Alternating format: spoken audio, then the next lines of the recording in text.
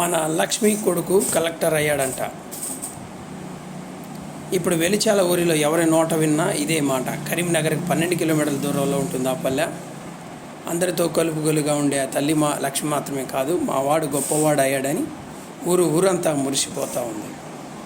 కనీస సౌకర్యాలు నోచుకొని పల్లెలో పుట్టి పేదరికం సవాసం చేస్తూనే అక్షరాన్ని ఆయుధంగా మలచుకొని లక్షల మంది కలల కొలువైన సివిల్స్ సాధించాడు నందాల సాయి కిరణ్.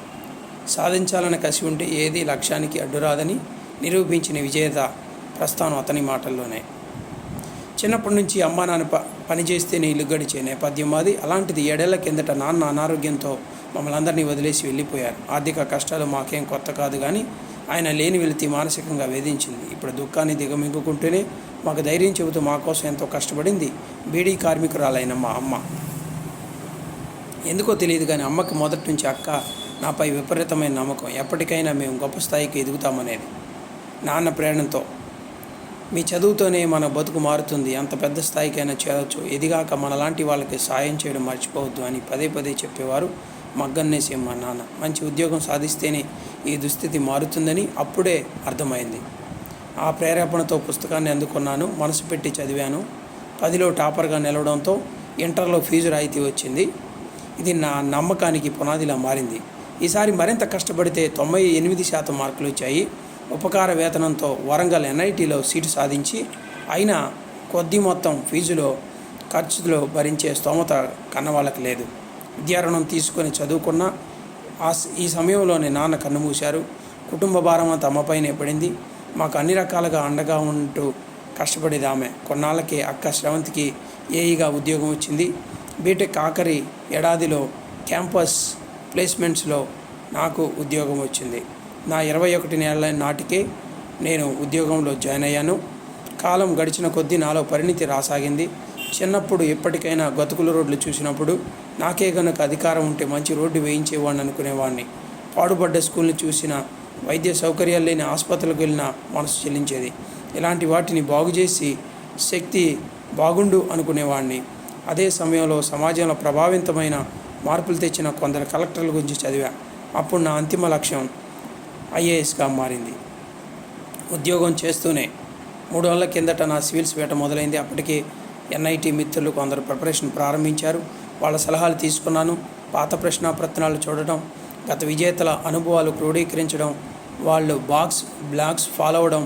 2 నెలలు అదే చేశా. ప్రిపరేషన్ కోసం నా సీనియర్ హార్డ్వేర్ ఇంజనీర్ జాబ్ వదిలేసే రిస్క్ తీసుకోలేదు. ఉద్యోగంలో ఉంటే నాకు సమయం తక్కువగా ఉంటుంది. ఆ కొద్ది సమయాన్ని ఎలాగైనా సద్వినియోగం చేసుకోవాలని కసి ఉంటుంది.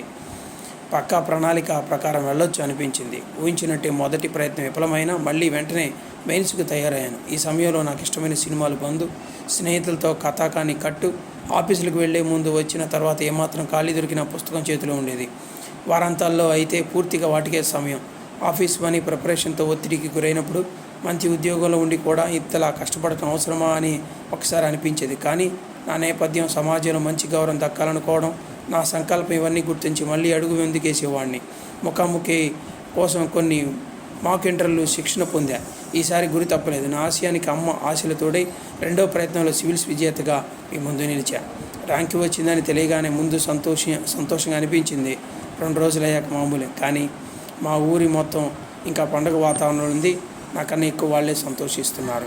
నాకు ఇంతకన్నా ఏం కావాలి? సివిల్స్ కోసం ఎవరి దగ్గర శిక్షణ తీసుకోలేదు. సొంతగా ప్రిపేర్ అయ్యా. 100 నుంచి 200 లోపు ర్యాంక్ వస్తుందనుకున్నా 27వ స్థానం ఊహించలేదు. ఏకాగ్రత, పట్టుదల, ఆత్మస్థైర్యం, ఈ 3 ఏ కార్యసాధికానికైనా విజయ సూత్రాలు. మా కుటుంబంలో అక్క, నేను మొదటి తరం పట్టబొద్దుల్లో. ఆలోచన ఎంత గొప్పదైనా ఆచరణ సరిగా లేనప్పుడు ఫలితం దక్కదు. గొప్ప ఆలోచన చిన్న లక్ష్యాలను విభజించుకుంటూ ముందుకెళ్ళాలి. ఇది ఈరోజు మరి సివిల్స్లో సక్సెస్ అయినటువంటి సాయి కిరణ్ యొక్క స్టోరీ. ప్రిమిటివ్ ఫ్రెండ్స్, మరి మనం అనేకం సక్సెస్ చూడాలనుకుంటాము, కానీ సరైనటువంటి ఎఫర్ట్స్ పెట్టకుండా మధ్యలోనే మన యొక్క ఆ గోల్స్ని మిస్ అవుతూ ఉంటాం.